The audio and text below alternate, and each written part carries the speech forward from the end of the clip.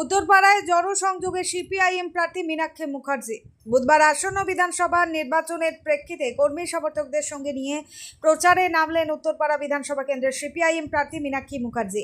হুগলির কোন্নগরে 24 পল্লীর মাঠ সংলগ্ন এলাকা থেকে শুরু হয় তার জনসংযোগ যাত্রা।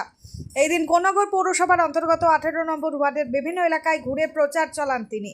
কর্মী সমর্থকদের পাশাপাশি সাধারণ মানুষও তাকে কাছে পেয়ে উচ্ছ্বাস প্রকাশ করেন। উত্তরপাড়া বিধানসভা কেন্দ্রের সুশিক্ষা, সুস্বাস্থ্য, নারী সুরক্ষা ও সামগ্রিক উন্নয়নের অঙ্গীকার নিয়ে মানুষের দুয়ারে পৌঁছাচ্ছেন মীনাক্ষী মুখার্জি। হুগলি থেকে বন্দনা ভট্টাচার্যের রিপোর্ট, আনন্দ বাংলা 24x7।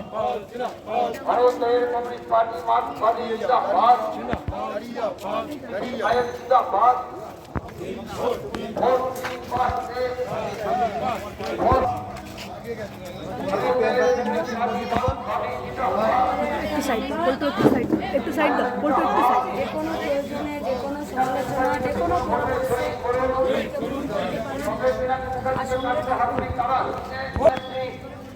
ওখানে তুলছি বন্ধ করতো।